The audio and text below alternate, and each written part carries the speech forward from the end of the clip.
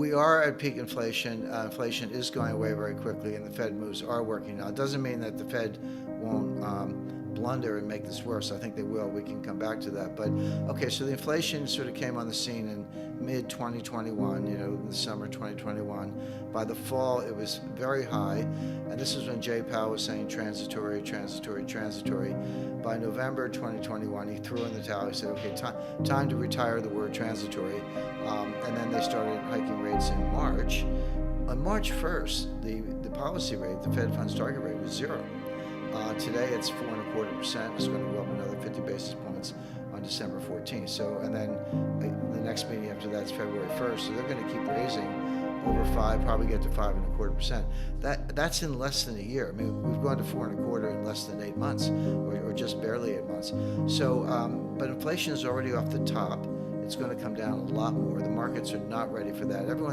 I see the inflation. I put gas in my car. I go to the grocery store. I see it just like everybody else. Home heating costs, eggs, milk, bacon, food, gasoline, etc. But here's the point. There are two major sources of inflation potentially. One is the supply side. So supply shortages, supply chain disruptions, the kind of things we've been talking about. That's called cost push inflation. Costs go up and it gets pushed onto the consumer. The other source is demand, what's called demand pull inflation, which is more psychological. Consumers are thinking about choices and they say, I was thinking about buying a refrigerator, I was going to wait 6 months, but hey, the price is going up, I better go buy it now before the price goes up. In the 1970s, we had both. We started with cost push from the Arab oil embargo, but it flipped into demand pull in the late 70s and just spun out of control and Paul Volcker had to crush it. Today, the inflation is coming from the supply side. Some of the things we talked about, higher fuel costs. I mean, everything has to be transported, so fuel is part of everything. It gets built into the price of everything. And there are other shortages and bottlenecks and costs that have to be taken up by manufacturers and distributors. So that's real. I'm not saying inflation isn't real, but it hasn't leached over onto the demand side. The psychology of consumers is not, gee, I better buy it today because the price is going to go up. It's like, no, I better save money today or watch my budget, etc. And here's the difference. Demand pull inflation feeds on itself. The more of it you get, the more of it you get. It does spin out of control. So the cost push inflation from the supply side tends to be self-negating. There's an old saying, the cure for high oil prices is high oil prices. If your SUV or Ford F-150 pickup truck, if you're filling up the tank, went from $75 to $150, which it has, that demand is inelastic. You got to put gas in your car. You got to get to work, take the kids to school, whatever it may be. But that means $75 in my example that you're not going to spend on dinner or a concert ticket or a vacation or a new dress or a new suit of clothes or whatever it may be. So that tends to, and so here's the Fed trying to deal with inflation, but they're dealing with it from the supply side. The Fed doesn't drill for oil. They don't drive trucks. They don't grow crops. They don't have farms, etc. The Fed can't do anything about supply side inflation except destroy demand. But here's the question: how much demand do you have to destroy to control inflation coming from the supply side? The answer is a lot. They're trying to get to a terminal rate. They're already there. They just don't know it. They'll be the last to know. So they're going to take rates to 5.25 or higher by March. But they're already at the terminal rate. They just don't know it. And so inflation is already coming down. And this is the thing that the markets and investors are not ready for. Inflation is going to come down fast. There's even some danger of deflation and a major U.S. recession in 2023. And no one's ready for that. I mean, people talk about recession, but it's going to be worse than they think. Yes, but it doesn't work. And we've seen this movie. $9 trillion of QE didn't do any good. I mean, how does the Fed do QE? They buy bonds from banks and give the money to the banks, and the banks give it back to the Fed as excess reserves. What does that do for the economy? Nothing.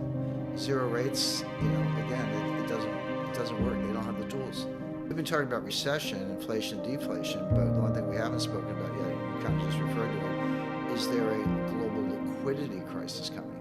And the liquidity financial crisis is different from a recession. Sometimes you can have one without the other. 1990, we had a recession. There was no crisis. 1998, we had a crisis. There was no recession. The economy was fine in 1998, but the financial world almost came to an end. Sometimes they come together, and that's what happened in 2008. We may be looking at a scenario like that. By the way, 65 trillion in foreign currency derivatives, yeah, but try 1 quadrillion in total derivatives. I mean, that's foreign currency, and that was the focus of the BIS paper. But when you get into interest rate swaps and commodity swaps and swaptions and all the rest, that's 1 quadrillion, which, for people not familiar with the Q word, is 1,000 trillion.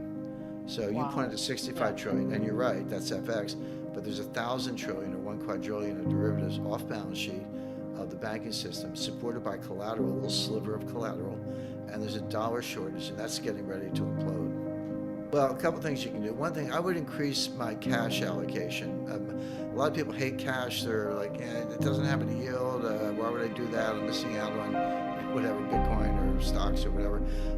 Cash is extremely valuable. Number one, it performs very well in disinflation and deflation. Deflation, it could be even with a very low nominal yield, it could have a much higher real yield in the world where prices are going down. So it's a good deflation hedge. But more importantly, cash gives you optionality. If taking everything we just described about a potential stock market crash that could be 30% or more, a global liquidity crisis that could be worse than 2008. I mean, there are plenty of signs of both of those things. Well, if you're the one with cash, first of all, you're not going to lose money on cash. You will on stocks and other asset classes, but not cash. And then when this drawdown comes, when this collapse comes, you're the one who can go shopping. You can go out in the wreckage and say, oh, well, here's a good company, it's down 90%, I'll buy some of that. By the way, the person with the most cash in the world is Warren Buffett. Berkshire Hathaway has over $130 billion of cash. Now, why do they have that? And the answer is Buffett sees the same thing I see, the same thing we're talking about right now, which is in a highly uncertain world with a lot of vulnerabilities, and that's exactly what we're describing, that come home to roost, and that's how I see 2023. Cash will preserve wealth and then give you the opportunity to pick up bargains. I'd also have a slice of gold. I recommend 10%. People always want to put words in your mouth. Jim Rickards says, sell everything and buy gold. I've never said that. I don't think it's a good strategy. 10%, yes. Now, if you have 10%, sit tight. It'll serve you well. If you don't, you might want to get some gold, because a lot of what we're talking about is going to play out in foreign exchange markets. China's non-transparent. Russia is much more transparent, although Russia is starting to be opaque a little bit because they're in a war.